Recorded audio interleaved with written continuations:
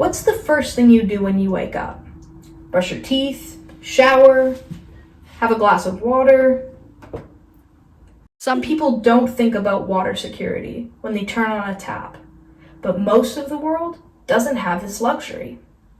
So how bad is it really right now?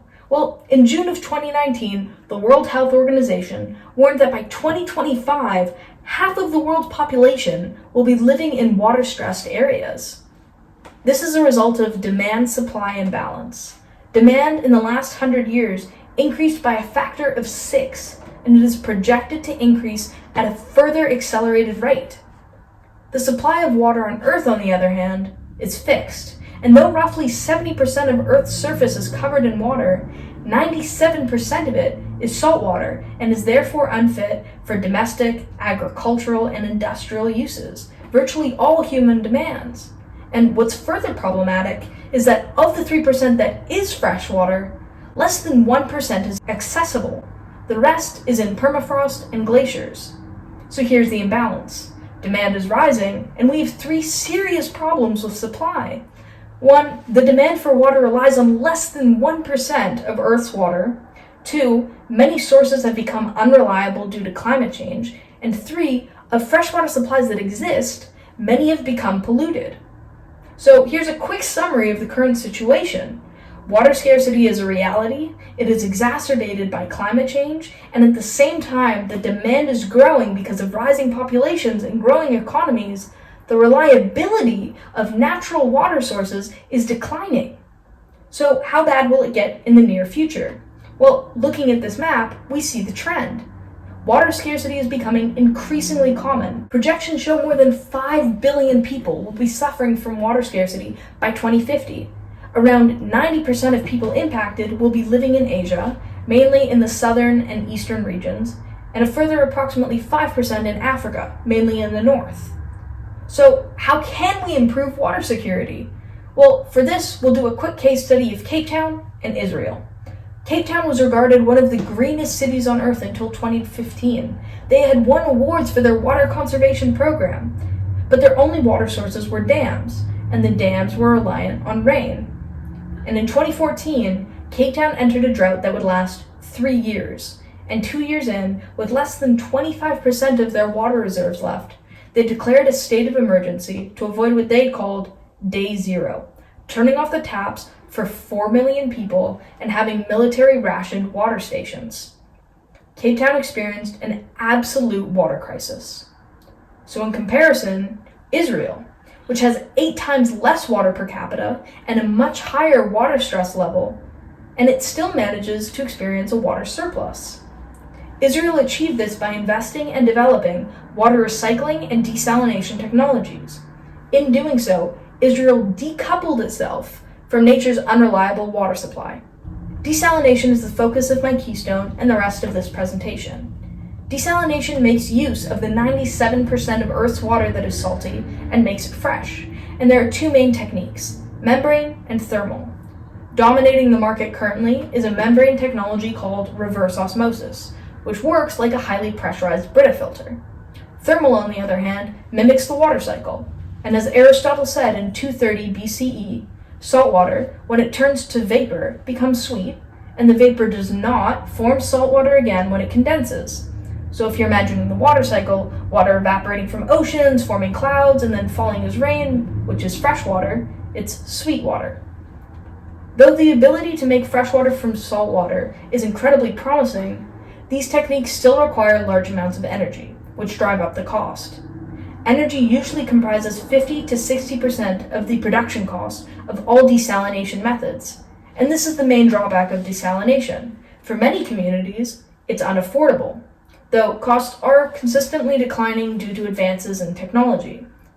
To give an example, for every 1,000 meters of water produced by desalination, which is what the average Canadian consumes in their home over 4 days, over 170 barrels of oil are required. And yes, conventional desalination methods still rely on fossil fuels. So, to try renewably powered desalination, I went to the Aria Institute of Environmental Sciences in Israel and worked under the supervision of Dr. Tarek Abu Hamad, focusing on solar power, which comes in 2 forms. photovoltaic, which is electric energy, and thermal, which is heat energy. Our goal was to create what would formally be called a direct solar thermal desalination technology, and more informally, what we were doing was we took the sun's heat to boil water in off-grid conditions. To do this, we used an evacuated tube collector, an ETC. ETCs have concentric glass tubes, the outer one transparent, and the inner one with a solar radiative selective coating, and then they are vacuum sealed together. They usually reach and operate between 50 to 200 degrees Celsius, but with water only boiling at 100 degrees Celsius, we wanted a higher operating temperature.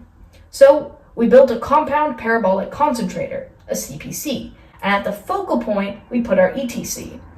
This way, we directed more than 5 times the solar radiation to the focal point of the CPC, which had the ETC. Our operating temperature went up to 400 degrees Celsius, a 100% increase off of the maximum operating temperature. So our setup. Into the ETC, we put an aluminum cylinder of 300 milliliter volume with 150 milliliters of water, so it was half full. We left it in for half an hour, and then we would calculate the water evaporated by measuring the water that remained. Experimental results. What we found. Well, there was a positive relationship between solar radiation levels and water evaporated, aka the more sun, the more water evaporated. What we also found was that thermal efficiency also increased with solar radiation. We measured this by looking at the minimum energy required for the phase change based on thermodynamics, and the energy it actually used based on the unit area of radiation received. Our results showed proof of concept that an ETC with a CPC can be used for direct desalination and with improved efficiency. There were many limiting factors, and further research should be done on the optimum volume of water in the ETC, the maximum thermal efficiency of the system, and the relationship between solar radiation, water evaporated, and the thermal efficiency of the system. This will be significant because once we're able to model and predict water yield based on solar radiation, we can calculate whether this technique is 1. Feasible for minimum water demands, 2. The scale required to meet those demands, and 3. The economic viability, though the materials we used were purposefully cost accessible. ETCs and CPCs are technologies already commonly used for water and air heating in the global south. The benefit of this technology is that it is a form of small-scale, low-cost, off-grid desalination that can work well in rural, energy-insecure, and water-insecure regions. An example of those that would benefit most from this technology are the 1 billion people that lack access to clean drinking water, because the vast majority of these people live in rural areas in the global south. The global south is well suited for solar desalination because it has high levels of solar radiation, water stress, and energy insecurity. So let's look more at the global south and some of the benefits that could come from solar desalination and/or the technology we built.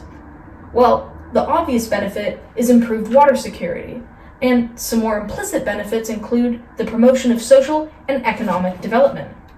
This connection between water and development exists because water underlies most sectors of society, such as food and health. Health, for instance. Unsafe water and sanitation services cause 80% of illnesses and over 5 million deaths every year in the global south. And as a result of water-related illnesses, 443 million school days are lost each year. And further educational and employment opportunities are lost predominantly for women and girls when local water sources become insufficient and longer periods of time must be spent sourcing and collecting water. Those most impacted by water insecurity are women, children, and more specifically, those living in poverty. Food security is entirely dependent on water security, and when food supplies diminish, the poor feel it first. That being said, water scarcity impacts all of us. 3 out of 4 jobs in the global workforce are dependent on water, and in 2017, 18.8 million people across 135 countries were internally displaced because of droughts and flood, and this also led to an increased level of violence. Inequalities are exacerbated when water scarcity rises, and those first to suffer are those that are already vulnerable. In conclusion, water demand is on the rise, and supplies are becoming increasingly exhausted. And as a result, many places, including Cape Town, are turning to desalination, a means of augmenting water supplies. And desalination and renewable energy technologies are only becoming more economically accessible with advancements in technology.